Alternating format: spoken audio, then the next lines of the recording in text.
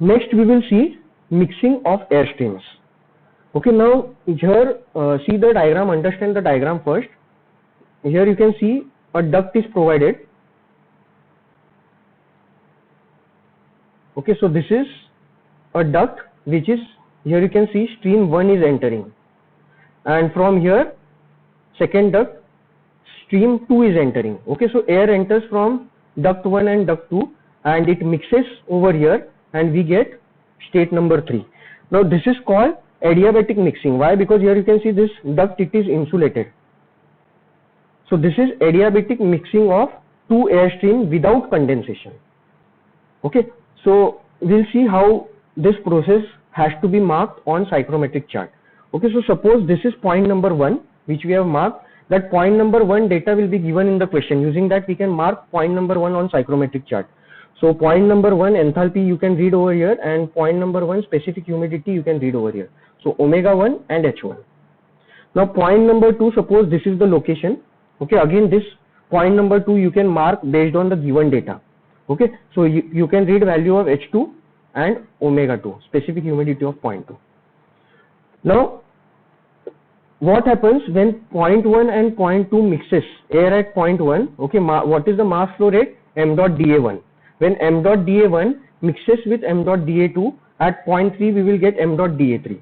Okay, and that m dot dA3, it will lie on line joining 1 and 2. Okay, so this is point 3, and point 3 it will lie on line joining 1 and 2, in between that. Okay, now where is this location of point 3? How to find that location we will see. Okay, so what will be m dot dA3? M dot dA3, it will be equal to m dot dA1 plus m dot dA2. Now that m dot dA3, I have shown the location of point 3, it is on line joining point 1 and 2 and in between these points. Okay, now location of that point, it could be anywhere on this line. Okay, that we have to find out. So this is H3 and this is specific humidity of point 3. Now we will see the analysis part of mixing of air streams. So here you can see I have applied energy balance to the mixing process. Okay, so energy in is equal to energy out. What is energy entering the, what is the energy in? It will be m dot dA1 into H1 plus m dot dA2 into H2 equal to m dot dA3 into H3. Now what is m dot dA3? M dot dA3 is m dot dA1 plus m dot dA2. Okay, so you can take m dot dA1 on left hand side. So in bracket, so m dot dA1 will be common. Okay, so what you will get on left hand side? M dot dA1 into H1 minus m dot dA1 into H3. On right hand side you will get m dot dA2 into H3 minus this term will go on right hand side, m dot dA2 into H2. So m dot dA1 can be taken common. In bracket you will get H1 minus H3, and m dot dA2 can be taken common. In bracket you will get H3 minus H2. So here you will get m dot dA1 upon m dot dA2 equal to H3 minus H2 upon H1 minus H3. Now what is meaning of this we will see in the next slide. Okay, what is the meaning of this equation and what is the use of this equation?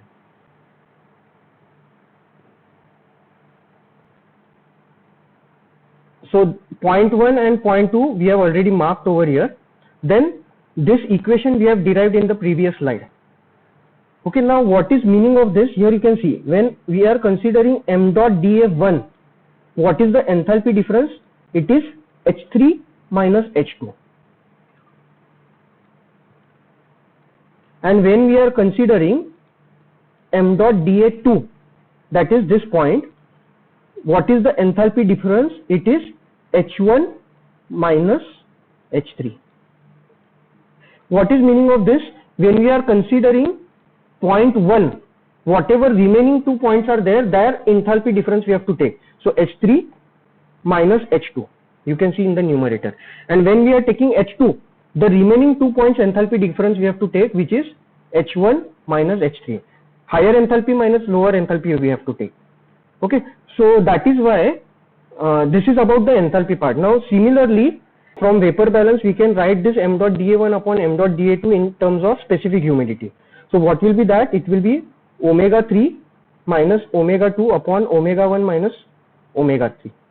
Okay, so same way, instead of writing this H, we are just replacing H by omega, specific humidity. So omega 3 minus omega 2 upon omega 1 minus omega 3. Now this can be expressed in terms of length also. So when we are taking m dot dA1, length will be length 2 3, and when we are considering m dot dA2, length will be length 1 3.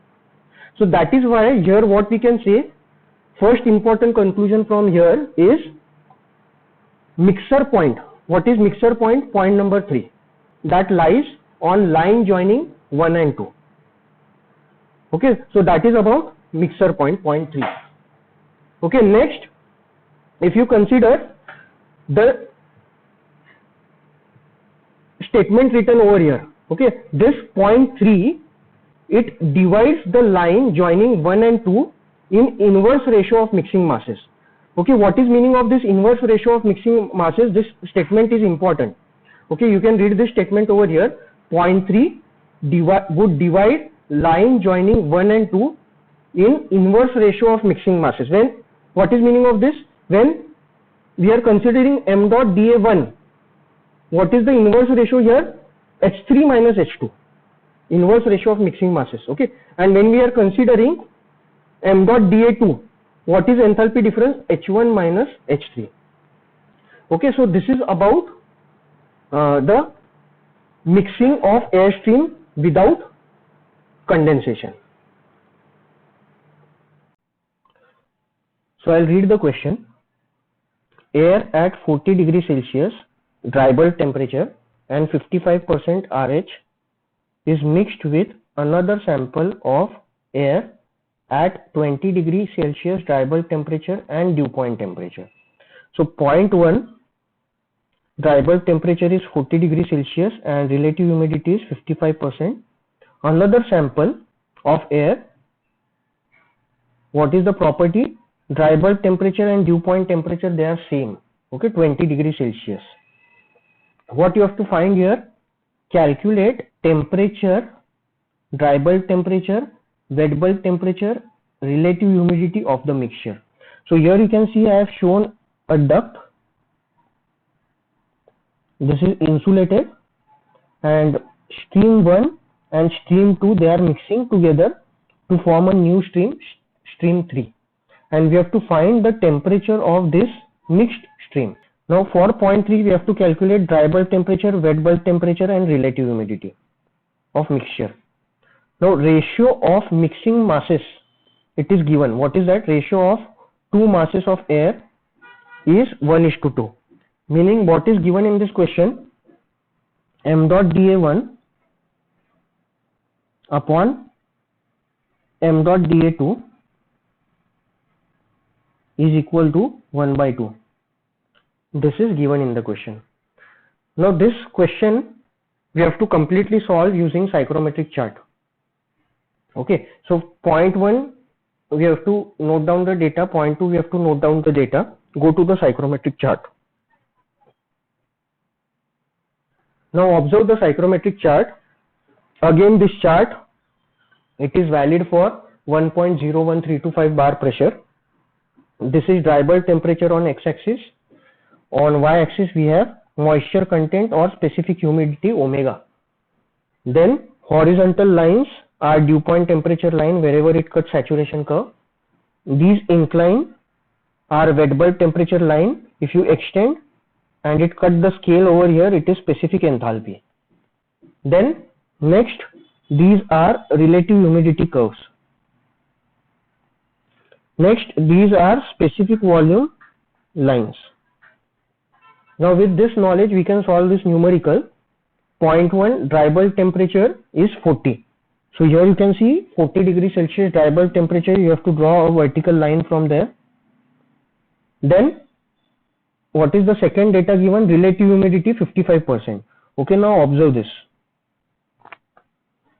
This relative humidity is 50% and this relative humidity is 60%, meaning here it cuts, so half of this will be over here. So this will be 55%. So at vertical, what is the temperature here? So here vertically, if you see, dry bulb temperature is 40 and relative humidity is 55%. Wherever these two intersect, that will give location of point number 1. Now point number 2, it is said that dry bulb temperature and dew point temperature, it is 20 degrees Celsius. So here now observe this. This is dry bulb temperature 20. So wherever this dry bulb temperature intersects this saturation curve, there you have to mark the point. Okay, so wherever this vertical and horizontal dew point intersect, that is actually there we have to mark the point. Okay, so wherever this dry bulb temperature intersect the saturation curve, there you can consider that dew point temperature is also same. Okay, because that is saturation point.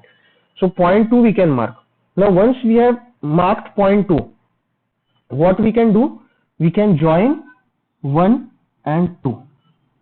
After joining 1 and 2, now understand the process, how it looks like. What exactly happens in mixing? Air whose properties are at point 1, it enters from here. See the direction, it is in this direction. Then point 2, air whose properties are at point 2, it will enter from here. See the arrow direction. And mixing point, point 3, it will lie on line joining 1 and 2 somewhere. Okay, suppose that location is this location. Now how to find this location? We have already seen the analysis part of this. What is the equation? M dot dA1 upon M dot dA2, it is given as 1 by 2. Now this can be written as, when we are writing M dot dA1, we have to see inverse ratio of mixing masses. Okay, so when we are saying M dot dA1, we have to consider length 3, 2. Okay, and when I say M dot dA2, we have to consider length between the remaining points, length 1, 3. So either you can directly use your scale to measure length 3, 2 and then measure length 1, 3. But here one more problem is there. What is written here? M dot dA1 upon M dot dA2, it is length 3, 2 upon length 1, 3. But using this mixing ratio, we have to mark 0.3. We don't have 0.3. So if we don't have 0.3, how can we even measure length 3, 2 and length 1, 3? That is the question. What is the solution? On left hand side, you need to add 1 and on right hand side, you need to add 1. So what will happen? If you cross this, if you take the M dot dA2, so equation will be like this. I will show you the equation. M dot dA1 upon M dot dA2 plus 1 equal to length 3, 2 upon length 1, 3 plus 1. Okay, now if you consider this, take this over here. So what you will get? In the numerator, you will get M dot dA1 plus M dot dA2. It will be M dot dA3 divided by M dot dA2 equal to, now observe this, length 3, 2, this will go over here, plus length 1, 3. What is that? Length 3, 2 plus length 1, 3. That is length 1, 2. That we have. Okay, so length 1, 2, 2 or 2, 2, 1 divided by length 1, 2, 3. Okay, so what will happen exactly here? We will have, if you consider this equation, this will be half plus 1. Okay, but why? Because we are adding 1. Okay, and now this left hand side is known, length 1 to 2 is known, because point 1 is known, point 2 is known. So length 1 to 2 you can measure using scale. So only unknown is length 1, 3. Once you get length 1, 3, keep your scale over here and measure the length and mark 0.3. This is one approach. Second approach, without using scale, we have to read values of enthalpy. Okay, now understand the second method, what we have to do. m dot dA1, point 1 is over here. So we have to read enthalpy H3 minus H2. So H3 minus H2 divided by m dot dA2. M dot dA2 is over here. So remaining 2 points enthalpy we have to subtract. Higher minus lower. So H1 is higher. So H1 minus H3 in the denominator. Okay, how this formula comes, we have already seen the derivation. Okay, so if you consider this formula, left hand side is known, H2 value you can read over here, it is 57. So H2 is known, H1 value you can read, it is 106.5. So only unknown is what? H3. So you can get value of H3. Okay, so I have done this part and I have got value of H3. Now that H3 value, it was around 73.5. Okay, so this is 70, 71, 72, 73.5. So here I have drawn this incline. Wherever it cuts 1 to 2, there you will get 0.3. Okay, that can be done using this enthalpy equation, or you can use this length equation. But when you are using length equation, you need to add +1 on both the sides, so that you can convert this to m dot dA3. Okay, so this length 1 to 2 is known, we will get length 1 to 3. Okay, so after marking this point number 3, what is asked in the question, we will see that. So in question, before that we will write down the equation here again. What is that equation? M dot dA1 upon m dot dA2, it is equal to, see, line will be like this. Suppose this is the line on psychrometric chart. This is point 1, this is point 2, and here suppose we have point 3. So when I am saying m dot dA1 upon m dot dA2, so m dot dA1 means I have to write H3 minus H2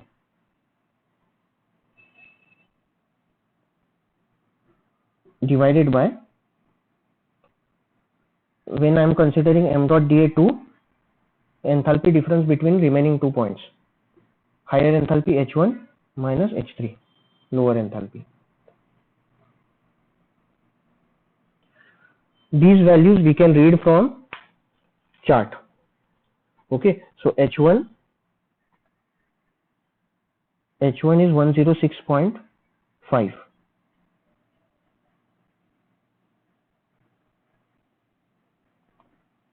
And H2, it is 57.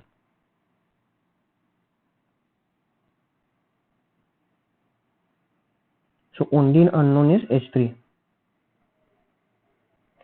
And left hand side we have 1 by 2.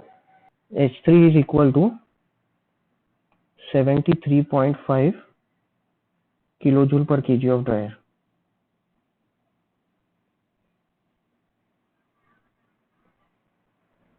Now see the approach. What was our approach? First we mark 1 and 2. Then use this equation, calculate H3, and then mark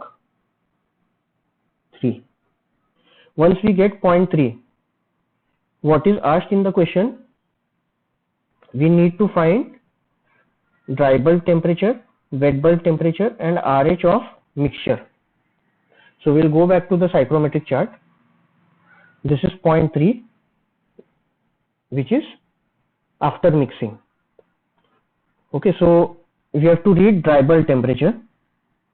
So if you read this value on x-axis, this is 25, 26, and this will be 26.5.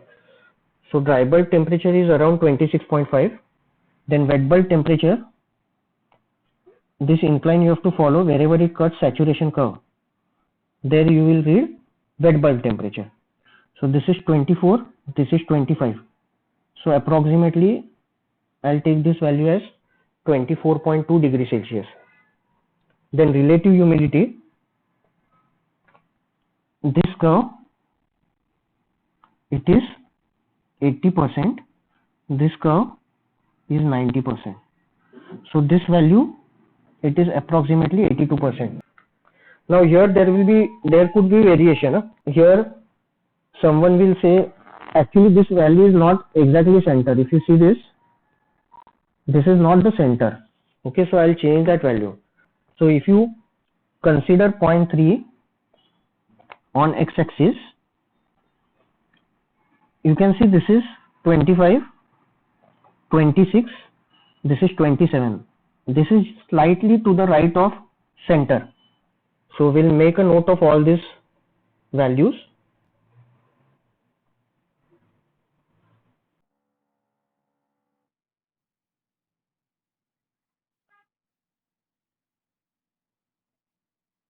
Okay, so from psychrometric chart, TD3 value 26.6 degrees Celsius, wet bulb temperature of 0.3, it is 24.2 degrees Celsius, and relative humidity of 0.3, it is 82%. All these values we read from psychrometric chart.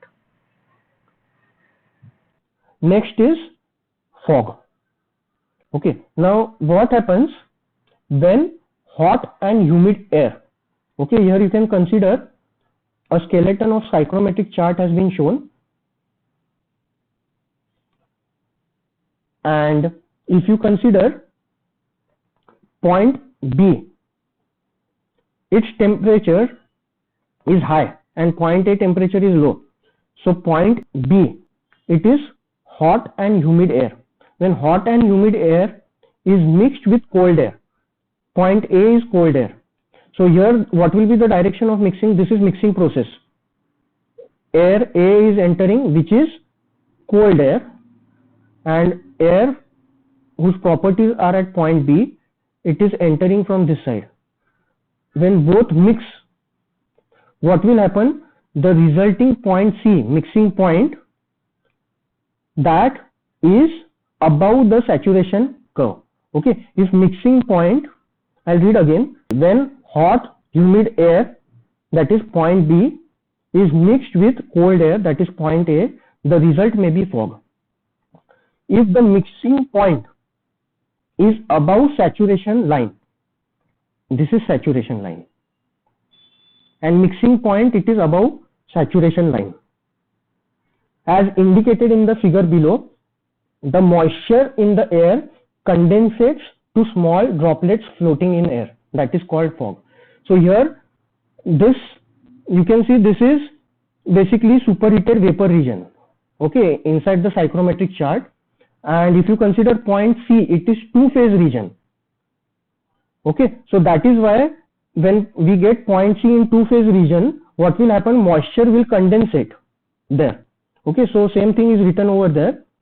For temperatures below 0 degrees Celsius, the water droplets freezes to ice and snow is created. Okay, so if the temperature is below 0, then in that case, instead of getting fog, we will get snow. Then fog exists in air under following condition: when hot and humid air is mixed with cool air, this results in fog. Second is, fog can also result when steam is injected into air greater than required to saturate the air. So one experiment we have seen before, in that experiment we had seen humidification. Okay, there was a room and we used a pressure cooker where water was converted to the steam, and that steam was injected to the room. Now if more amount of steam is injected, okay, which is greater than the amount required to saturate the air, there also you will be able to see fog.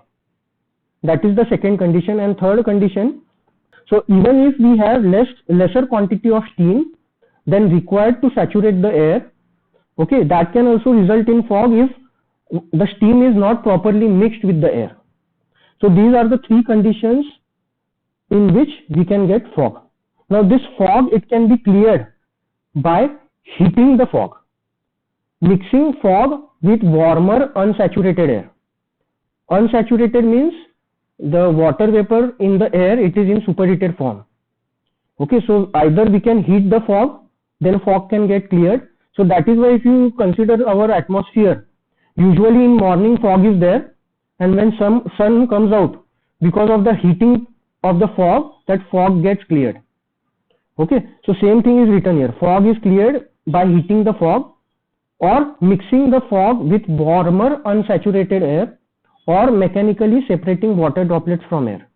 Now this formation of fog, this is also called mixing with condensation. Previously we had seen mixing, that was mixing without condensation, where process was like this. This was 0.1, this is 0.2, and somewhere here we get 0.3. So air at 0.2 and air at 0.1 mix and we get 0.3. But it is inside the psychrometric chart. Okay, that is why it is called mixing of two air streams without condensation. But during fog, when fog is formed, what is that called? Mixing of two air streams with condensation. So this one from this side and 2 from this side, it mixes to give 0.4. Now this 0.4, it is in two-phase region. So I'll go through this theory part. When very cold and dry air, that is 0.1, mixes with warm air at high relative humidity. So here you can see 0.2. The resultant mixture condition may lie in two-phase region. So here you can see this 0.4.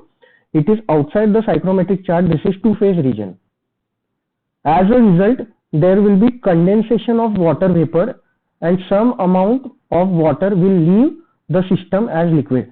Here you can see 4 through 3, we have condensation, and 0.4 omega, this will be omega 4, moisture content of 0.4, and this is moisture content of 0.3, omega 3.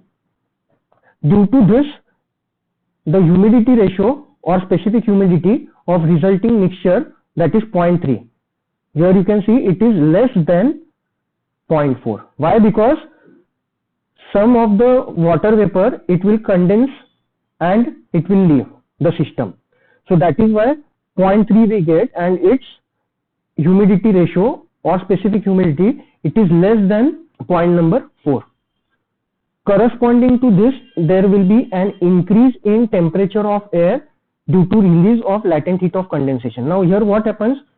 This 4 to 3, there is condensation. Okay, liquid condenses. Okay, here you can see condensation of water vapor. And because of that, latent heat is released. And here you can see dry bulb temperature of 0.3. It is greater than dry bulb temperature of 0.4. So what happens? I'll repeat this again. When very cold and dry air at 0.1, it mixes with warm air having high moisture content. They will mix together, and the mixture point 0.4, it lies in two-phase region. Now for this point, there will be condensation, and because of that, latent heat will be released. So water from the air is reduced. So here you can see 0.3, omega 3, it is less than omega 4. And since latent heat is released, because of that, latent heat will go to the air and air temperature increases.